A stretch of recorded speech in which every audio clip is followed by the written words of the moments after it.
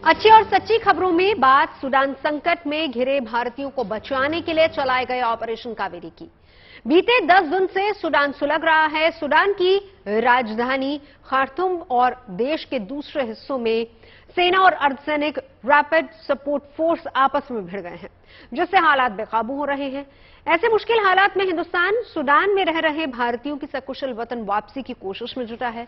Sudan में फंसे भारतीयों के लिए ऑपरेशन कावेरी शुरू किया गया है। ऑपरेशन कावेरी महज एक रेस्क्यू ऑपरेशन नहीं है, ये संकल्प है अपनों को सकुशल घर वापस लाने का, सूडान में फंसे भारतीयों को बचाने का। लिहाजा रेस्क्यू का काम दिन रात जारी है। गुड न्यूज ये है कि अब तक करीब 550 लोगों को वॉर जोन से बाहर निकाल लिया गया है। खुद विदेश राज्य मंत्री वी मुरलीधरन जेद्दा में मौजूद हैं और रेस्क्यू ऑपरेशन पर नजर बनाए हुए हैं।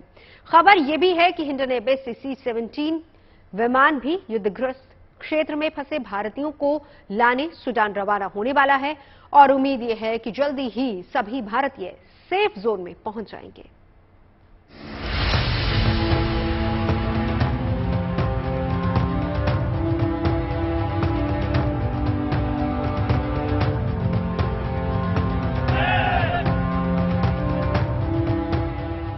दुनिया में जब जब हिंदुस्तानियों पर संकट का बादल मंडराया, भारत की सरकार और सेना देवदूत बनकर पहुंची।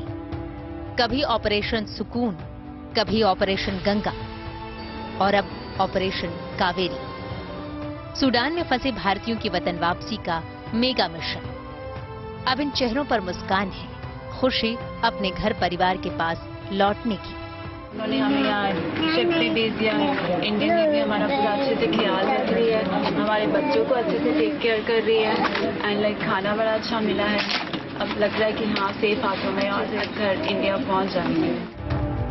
दरअसल सूडान में गृह युद्ध से हालात बेहद खराब हैं। ऐसे में ऑपरेशन कावेरी के तहत भारतीयों को वहां से सुरक्षित निकाला जा रहा है। सूडान में जारी संकट के बीच ये सभी भारतीय बेहद मुश्किल हालात में फंसे हुए थे। खाने पीने की चिंता तो छोड़ी, ये हर वक्त यही दुआ कर रहे थे कि किसी तरह इस मुसीबत की घड़ी से निजात मिले। So this shelter make us feel more safe and we hope safely we will reach India soon. Thank you for Indian Navy, Indian Embassy and Indian government. Thank you. अब जब भारत की ओर से ऑपरेशन कावेरी शुरू हो चुका है तो लोगों को सूडान के युद्ध क्षेत्र से सकुशल बाहर आने की खुशी साफ दिखाई दे रही है। सारे इंडियंस जो भी सूडान में हैं, लोगों को उस लम्हे का इंतजार है जब वो अपने देश की धरती पर कदम रखेंगे, अपनों से मिलेंगे और ये इंतजार भी जल्द ही खत्म हो जाएगा। भारतीयों का तीसरा जत्था भी सऊदी अरब के जेद्दा पहुंच गया। यहाँ पे जो फैसिलिटी है, जो अरेंजमेंट है, तो यहाँ की जो कम्युनिटी ने जो किया है और गवर्नमेंट ने जो किया है सऊदी अरेबिया में स्पेसिफिकली, और एम्बेसी ने भी किया है स्पेसिफिकली सऊदी अरेबिया में, वो बहुत बढ़िया अरेंजमेंट है। सूडान में फंसे 135 भारतीय नागरिक इंडियन एयरफोर्स के C-130J एयरक्राफ्ट से सऊदी के जेद्दा पहुंचे। वहां ऑपरेशन कावेरी में भारतीय नौसेना का जहाज INS सुमेधा भी रेस्क्यू ऑपरेशन में जुटा है। पूरे सूडान में करीब 3000 भारतीय हैं जिन्हें भारत लाने का मिशन है। ऑपरेशन कावेरी के तहत सूडान से रेस्क्यू किए गए लोगों में बड़ी तादाद में बच्चे, बुजुर्ग और महिलाएं शामिल हैं। भारतीय विदेश मंत्रालय पूरी ताकत के साथ ऑपरेशन कावेरी चला रहा है ताकि हर भारतीय सुरक्षित घर पहुंच सके। Today we start the evacuation of the Indian citizen has started, and actually we have been working closely with the Minister of External Affairs in India to arrange and coordinate this operation. The estimated people, Indian citizens in Sudan, is around 3,000. Some of them are staying in Khartoum and working there in Sudanese companies, and some of them are visiting the country for different reasons. Sudan में फंसे भारतीयों को पहले समुद्र के रास्ते Saudi अरब के जेद्दा लाया जा रहा है और फिर उन्हें जेद्दा से एयरलिफ्ट करके भारत लाया जाएगा। वॉर जोन से अब तक 534 भारतीयों का रेस्क्यू किया जा चुका है। इनमें 278 को INS सुमेधा से और 256 को C-130J से लाया जा रहा है। विदेश मंत्रालय की टीम 24 घंटे रेस्क्यू मिशन में जुटी है। जब तक प्रभावित क्षेत्र से आखिरी भारतीय को सकुशल बाहर नहीं निकाल लिया जाता, तब तक ऑपरेशन कावेरी जारी रहेगा। This need a lot of arrangements and coordination. We provided the security and the protection for the convoy from Khartoum to Port Sudan. We provided also contacts people along the road to Port Sudan. Hopefully this operation will continue until all Indian citizens come back safe to their home and to their family. राहत और बचाव का काम युद्ध स्तर पर जारी है, लेकिन युद्ध क्षेत्र में फंसे लोग लगातार अपनों को मैसेज भेज रहे हैं। सरकार से खुद को जल्द से जल्द अपने देश पहुंचाने की अपील कर रहे हैं। इनकी माने तो दिन पर दिन हालात बिगड़ते ही जा रहे हैं। क्या करना है, कैसे भी करके आप हमको इधर से बाहर निकालो। इधर पे बहुत ज्यादा डेंजरस वॉर चल रहा है। कब इधर बुलेट आके हम पे लग सकती है। ये बुलेट है हमारी छत पे, वो स्लेब नहीं है, डायरेक्ट वो रूफ है। उस रूफ में से ऐसी बुलेटें बारिश की तरह गिर रही है। कौन सी बुलेट कब लग जाएगी कुछ पता नहीं है। तो कैसे भी कर से मेरा रिक्वेस्ट है Indian embassy, Indian government and Indian army से, कैसे भी करके हम लोगों को इधर से बाहर निकालो। मेरा नाम मुकेश है, मैं राजस्थान से रतनगढ़ को हूँ, चूरू जिला से। मैं सूडान में वर्किंग कर रही हूँ, सिला सेरामिक में। के हालात ख़राब हो रहे हैं, युद्ध चल रहे, गृह युद्ध चल रहे हैं। तो सेना आपसरी में लड़ रही है, सेना और अर्धसैनिक दल के बीच में। तो हमारी जो कंपनी है, एक ऊपर अगर फाइटर जेट जाओ तो भी टाइम गोलियाँ चले, तो गोलियाँ चले तो हमारी कंपनी के मायने भी आके गिरे। हमारा जो रूम है बंग मायने भी थोड़ा स्लेब हुआ, जो बाकोनी टेना का है भी, बाद में 4 सीलिंग है भी, साहब का रूम है, थोड़ा सेफ्टी को नहीं। तो ये टाइप की स्थिति है। खाने पीने की भी हमारा थोड़ी प्रॉब्लम हो रही है। युद्ध स्तर पर रेस्क्यू ऑपरेशन चल रहा है। कंट्रोल रूम से लगातार हालात पर नजर रखी जा रही है। बचाव इंतजामों की समीक्षा की जा रही है। गुड न्यूज ये है कि अब तक ऑपरेशन कावेरी के तहत 500 से ज्यादा भारतीयों को वॉर जोन से रेस्क्यू किया जा चुका है। खुद विदेश राज्य मंत्री वी मुरलीधरन जेद्दा में मौजूद हैं और रेस्क्यू ऑपरेशंस पर नजर बनाए हुए हैं। विदेश राज्य मंत्री ने जेद्दा में इंटरनेशनल इंडियन स्कूल का निरीक्षण भी किया। यहाँ सूडान में अलग अलग जगहों से लाए गए भारतीयों को इस ट्रांजिट सेंटर में लाया जा रहा है, जहाँ से उन्हें भारत शिफ्ट किया जाएगा। Bureau report, good news today. विदेश राज्य मंत्री वी मुरलीधरन ऑपरेशन कावेरी के तहत इस वक्त जेद्दा में मौजूद हैं, जहां सूडान से निकालकर भारतीयों को लाया जा रहा है। ऑपरेशन कावेरी को लेकर हमारी सहयोगी पूजाशाली ने भी वी मुरलीधरन से फोन पर खास बातचीत की। उन्होंने क्या कुछ बताया इस ऑपरेशन के बारे में, सुनवाते आपको। सर, अभी किस तरह से गवर्नमेंट का चल रहा है इनिशिएटिव, क्योंकि 3000 इंडियन स्ट्रैंडेड है सर सूडान में। किस तरह से सरकार का जो ऑपरेशन कावेरी है उसका हमें ऑनगोइंग स्टेटस बताएं sir. What is the count, कितने लोगों को आप ला पाए हैं वापस, और अभी किस तरह से चल रहा है ये इवैक्यूएशन प्रोसेस। आदरणीय प्रधानमंत्री जी नरेंद्र मोदी जी जब ऑपरेशन कावेरी का अनाउंसमेंट किया और कहा कि सूडान में जो लोग स्ट्रैंडेड है उन सबको वापस लाने का मकसद ये अनाउंस किया, तो तब से हम अभी सऊदी अरेबिया के जो सरकार के पूरी तरह से जो मदद है और सारे यूएन सहित सभी इस रीजन के कई देशों के मदद से हम कल रात में 2 फ्लाइट इंडियन एयरफोर्स का और एक इंडियन नेवी का जो INS सुमेधा है, ये 3 जहाजों के माध्यम से हम करीब 534 लोग अभी तक पहुंच गए हैं यहाँ जेद्दा में। सर, समय भी ज्यादा नहीं है, 72 आवर्स का सीज फायर है। जहां वो इंडियन स्ट्रैंडेड हैं, उनके परिवार अगर आपको अभी सुन रहे हैं सर, क्या अश्योरेंस सरकार देती है, क्या सारे भारतीयों को वापस लाया जा सकेगा? कब तक ऑपरेशन कावेरी चलेगा? ये तो काफी मेहनत ऑपरेशन लग रहा है सर। सरकार की तरफ से कितना इनिशिएटिव है, कोई डेडलाइन है सर, कुछ किसी तरह का प्रॉब्लम हो रहा है, या अश्योरेंस दे सर फैमिलीज को जो अभी सुन रहे हैं आपको? में जैसे आपको पता है कि माननीय प्रधानमंत्री जी ने जो अनाउंसमेंट किया कि सारे इंडियन जो भी इंडियन वापस आना चाहते हैं उन सबको सुरक्षित वापस लाना, ये भारत सरकार का लक्ष्य है। और उसके लिए सऊदी सरकार के मदद से और यूएन और बाकी इस रीजन के अन्य कई देशों के माध्यम से, उनकी मदद से सारी प्रयास, भारत का जो दूतावास दोनों सऊदी अरेबिया और सूडान में, ये दोनों के प्रयास से हो रहा है। केंद्र सरकार ने सूडान में फंसे अपने नागरिकों की सुरक्षित वापसी के लिए पूरी ताकत झोंक दी है। सरकार ने ऑपरेशन कावेरी के तहत एयरफोर्स के 2 विमान जबकि नौसेना के जहाज INS सुमेधा को इस मिशन में लगा दिया है। इतना ही नहीं, हिंसा प्रभावित सूडान से भारतीय नागरिकों को निकालने के लिए कई विकल्पों पर काम भी हो रहा है और इसी के तहत भारत ने सूडान के पड़ोसी देशों की मदद के विकल्पों को भी आजमाया है। सऊदी अरब ने भी भारत के कई नागरिकों को सूडान से निकालने में मदद की है। इससे पहले भी कई ऐसे मौके आए हैं, चाहे विदेश में कोई प्राकृतिक आपदा आई हो, युद्ध हो या फिर महामारी हो, भारत ने अपने नागरिकों को बचाने में एड़ी चोटी का जोर लगा दिया। आइए हम आपको तफसील से बताते हैं, ऑपरेशन कावेरी से पहले भारत ने विदेशों से भारतीयों को निकालने के लिए कौन कौन से बड़े ऑपरेशन चलाए हैं। इस फहरिस्त में सबसे पहला नाम ऑपरेशन गंगा का आता है। ये ऑपरेशन फरवरी 2022 में तब चलाया गया था जब यूक्रेन पर रूस का हमला हुआ था। तो राजधानी कीव समेत यूक्रेन के कई बड़े शहर तबाह होने लगे थे। यूक्रेन के उन शहरों में मेडिकल की पढ़ाई करने गए भारतीय छात्रों की अच्छी खासी तादाद थी। तब भारत सरकार ने ऑपरेशन गंगा चलाया था। इस अभियान के तहत यूक्रेन से 1000 से ज्यादा भारतीयों को सुरक्षित वापस लाया गया। भारत ने तब पाकिस्तानी और तुर्की के स्टूडेंट्स को भी वहां से निकाला था।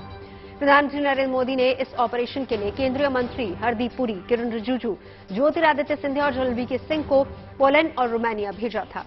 इससे पहले जब कोरोना महामारी का संकट पूरी दुनिया पर छाया था, तब भारतीयों को निकालने के लिए मिशन वंदे भारत लॉन्च किया गया, जिसके तहत 7 मई 2020 को मिशन का पहला चरण शुरू हुआ। उसके बाद से भारत ने चीन सहित दुनिया भर से करीब 70 लाख लोगों को निकाला। साल 2021 में जब अमेरिका ने अफगानिस्तान से अपने नागरिकों को हटा लिया, उसके बाद वहां तालिबान का शासन आ गया।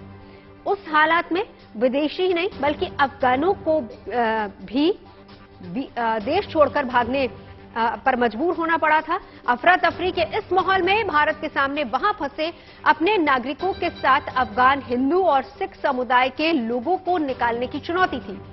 तब भी सरकार ने ऑपरेशन देवशक्ति शुरू किया। 16 अगस्त 2021 को काबुल से 40 भारतीयों को एयरलिफ्ट कर भारत लाया गया, लेकिन कुछ दिनों में ही तालिबानी आतंकियों का जत्था काबुल एयरपोर्ट तक भी पहुंच गया था। तब भारत ने कंधार समेत अफगानिस्तान के अन्य इलाकों में अस्थायी दूतावास खोलकर ऑपरेशन देवशक्ति को चलाया। तब जाकर अफगानिस्तान से 800 से ज्यादा लोगों को बाहर निकालने में सफलता मिली थी। वहीं साल 2015 की बात करते हैं, जब नेपाल में भयंकर भूकंप आया था और भूकंपग्रस्त इलाकों में जबरदस्त तबाही मच गई थी। भारत ने भूकंप आने के 15 मिनट के अंदर ऑपरेशन लॉन्च कर दिया था, जिसे ऑपरेशन मैत्री का नाम दिया गया था, जिसके जरिए नेपाल से 5000 से ज्यादा भारतीयों को वापस लाया गया। इतना ही नहीं, अमेरिका, इंग्लैंड, रूस और जर्मनी के भी 170 नागरिकों को भारत ने नेपाल से निकाला था। इसी साल यानी कि साल 2015 में ही पश्चिमी एशिया के देश यमन में सरकार और हौती विद्रोहियों के बीच संघर्ष छिड़ गया था। उस दौरान सऊदी अरब ने देश में नो फ्लाई जोन घोषित कर दिया था, जिससे हजारों की तादाद में भारतीय वहां पर फंस गए थे। प्रतिबंधों के कारण यमन हवाई मार्ग से नहीं पहुंचा जा सकता था। तो ऐसे में भारत ने समुद्र के रास्ते और अपने नागरिकों को निकालने का फैसला किया और ऑपरेशन राहत शुरू किया था, जिसके तहत भारत ने यमन में फंसे करीब 4640 भारतीयों को वापस निकाला था और इसके साथ ही 41 से ज्यादा देशों के 960 विदेशी नागरिकों को भी सकुशल बचाया था। भारत सरकार ने यमन से करीब 5600 लोगों को निकालने के बाद ऑपरेशन राहत को बंद कर दिया था। साल 1990 में भारतीय वायुसेना ने कुवैत में फंसे भारतीय नागरिकों को एयरलिफ्ट करने के लिए एयर इंडिया के साथ ऑपरेशन चलाया और इस ऑपरेशन में लगभग 1,70,000 नागरिकों को सुरक्षित रूप से एयरलिफ्ट किया गया था। इस ऑपरेशन को कुवैत एयरलिफ्ट का नाम दिया गया था और इन सब के अलावा कई बार ऐसे मौके भी आए हैं जब भारत सरकार ने अपने नागरिकों को विदेशों से सुरक्षित बाहर निकाला है और इसी तरह के ऑपरेशंस में हर बार सेना की अहम भूमिका रही है। तो आइए जानते हैं कि इस तरह के संकट की घड़ी में चलाए जाने वाले ऑपरेशंस के दौरान सेना की ओर से क्या एहतियात बरती जाती है और किस तरह की प्लानिंग होती है। इसके बारे में तफसील से बताया रक्षा विशेषज्ञ शैलेंद्र सिंह ने। मुझे लगता है 3 चीजें सबसे बड़ी हैं। एक, mental readiness at all times, क्योंकि इंडियन आर्मी को कभी भी रिएक्शन टाइम नहीं मिल पाता है। दूसरा है, जब इस ऑपरेशन को प्लान करना है, उसके प्लानिंग की जो स्पीड ऑफ एग्जीक्यूशन है वो बड़ी इंपॉर्टेंट है कि आप किस स्पीड से उन 1000, 2000, 10,000, 20,000 लोगों को निकाल पाते हैं। इसके लिए एक डिटेल्ड प्लानिंग चाहिए, टीम्स चाहिए। सबसे बड़ी बात है जो ऑपरेशन के दौरान देखी जाती है, that is care, the care taken by the Indian army for the people, very very important. Empathy अपने आप में बहुत बड़ी है, क्योंकि आप उस इंडियन आर्मी से डील करते हो जो सिर्फ फायर टू किल करती है, और यहां एक ऐसा वो है माहौल जहां पर जब तक आप एम्पैथी नहीं दिखाएंगे लोगों के साथ, लोग आपके साथ जुड़ेंगे नहीं। इंडियन आर्मी अपने साथ लोगों को जोड़ती है। उस समय बहुत केयर लेनी पड़ती है इस बात की कि हमारा टेम्परामेंट, छोटी मोटी ऊंच नीच, क्योंकि हर तरह के लोग होंगे, हर तरह की बात होगी, लोग गुस्सा भी हो रहे होते हैं, जल्दबाजी भी कर रहे होते हैं। और एक सबसे बड़ा चैलेंज है मॉब मेंटालिटी, कि अगर हवाई जहाज का दरवाजा खोला है, कमरे का दरवाजा खोला है रजिस्ट्रेशन के लिए, तो लोगों की भीड़ सब अंदर आना चाहते हैं। और इनको कंट्रोल करने के लिए मैं बड़े फख्र से कह सकता हूं कि इंडियन आर्मी फायर नहीं करती, टॉलरेट करती है, आवाज लगाती है, माइक्स पर बात करती है। ये मिला जुला एक वो ऑपरेशन है जिसमें सिर्फ मानवता इंडियन आर्मी की साइकोलॉजी के ऊपर चढ़ जाती है। हालांकि Indian Army is trained only to kill, जिसको ट्रेनिंग बोलते हैं। इस तरह की हमें कभी ट्रेनिंग नहीं दी जाती कि आप इवैक्यूएशन कैसे करेंगे, 20,000 स्टूडेंट्स को यूक्रेन से कैसे निकालेंगे, सूडान में से हजारों लोग कैसे निकालेंगे। इसके लिए हमारे पास जो सबसे बढ़िया तरीका है वो हमारा आर्मी का काम करने का तरीका है। और साथ ही साथ मैं बड़ी जिम्मेदारी से कहूंगा कि food supply, food chain management अपने ओन लोगों के लिए आप नहीं कर सकते कि आप रोटी खा रहे हैं लेकिन सामने बैठे जो इवैक्यूईज हैं वो आपकी तरफ देख रहे हैं। There has to be a very major compassion. आपको एक मानवता की फील होती है कि नहीं, पहले मैं इन्हें खिलाऊंगा फिर मैं खाऊंगा। उत्तर पूर्वी अफ्रीका में मौजूद सूडान में गृह युद्ध ने भारी तबाही मचा रखी है।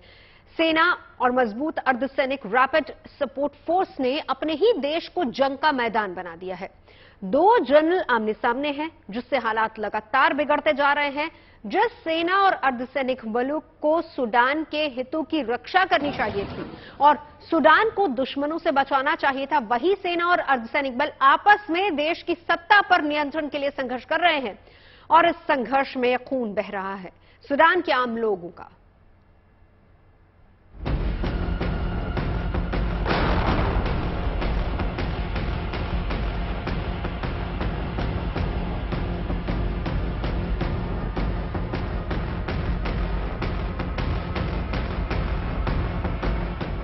उत्तर पूर्वी अफ्रीका का सबसे बड़ा देश सूडान, जो आज गृह युद्ध की आग में सुलग रहा है।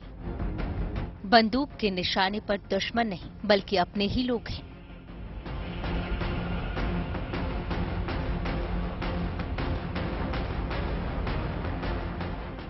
एक ओर सूडान की सेना है तो दूसरी ओर सूडान की ही अर्धसैनिक रैपिड सपोर्ट फोर्स।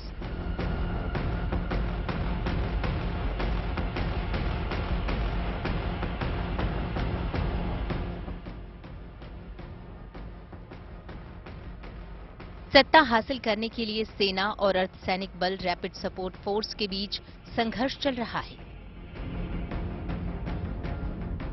जिस सेना और अर्धसैनिक बल को सूडान के हितों की रक्षा करनी थी और सूडान को दुश्मनों से बचाना था, वही सेना और अर्धसैनिक बल आपस में देश की सत्ता पर कब्जे के लिए संघर्ष कर रहे हैं।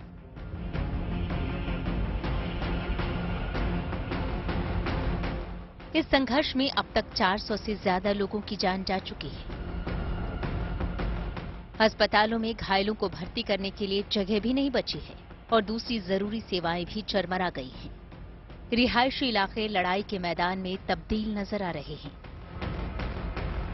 15 अप्रैल से सूडान में गृहयुद्ध की शुरुआत हुई। वहां की सेना और पैरामिलिट्री फोर्स आपस में ही भिड़ गए और उसके बाद वहां पर शुरू हुआ खेल वर्चस्व का। हालिया हिंसक घटनाओं की जड़ें तख्ता पलट से जुड़ी हैं। साल 2019 में सूडान में सेना ने तख्ता पलट किया था, जिसके बाद वहां नागरिक सरकार का गठन हुआ था। अक्टूबर 2021 में नागरिक सरकार के भंग होने के बाद से ही सेना अर्धसैनिक बल आरएसएफ के बीच टेंशन की शुरुआत हुई, जो एक बार फिर संघर्ष की आग में सुलग उठा। सेना ने बीते दिनों आरएसएफ के जवानों की तैनाती की व्यवस्था बदलते हुए नई व्यवस्था शुरू की, जिसे लेकर आरएसएफ के जवानों ने नाराजगी जाहिर की। धीरे धीरे ये नाराजगी हिंसा में बदल गई और दोनों जंग के मैदान में आमने सामने आ गए। मीडिया रिपोर्ट्स के मुताबिक आरएसएफ ने सैन्य प्रमुख के आवास, राष्ट्रपति भवन और राजधानी खार्तूम के अंतर्राष्ट्रीय हवाई अड्डे पर 15 अप्रैल को कब्जा कर लिया। आरएसएफ ने दावा किया कि सेना ने पहले हमला किया था और उत्तरी शहर मिरोवे और पश्चिम में अल ओबीद में मौजूद हवाई अड्डों में कब्जा जमा लिया था। वहीं सूडान की सेना ने आरएसएफ को विद्रोही बल घोषित करते हुए अपने बयान में कहा था कि आरएसएफ कहीं दूसरे अहम सरकारी संस्थानों पर नियंत्रण न कर ले, इसलिए आरएसएफ के खिलाफ वायुसेना ने अभियान शुरू कर दिया।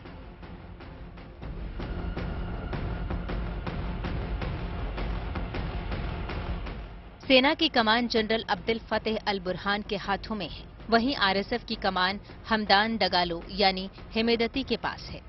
सेना और आरएसएफ मिलकर यहां सॉवरेन काउंसिल के जरिए देश चला रही थी। हाल ही में आरएसएफ जवानों को अपने लिए खतरा मानते हुए सेना ने बड़ा बदलाव कर दिया। सूडान में यही दोनों जनरल सरकार चला रहे थे जो अब आपस में युद्ध लड़ रहे हैं। सेना प्रमुख इस सरकार में राष्ट्रपति थे, जबकि आरएसएफ के प्रमुख लीडर उपराष्ट्रपति थे। खबरें सच्ची होनी चाहिए, अच्छी खुद ब खुद लगती है। Navjot Randhawa signing off. आप सुनते रहिए गुड न्यूज और देखते रहिए गुड न्यूज टुडे।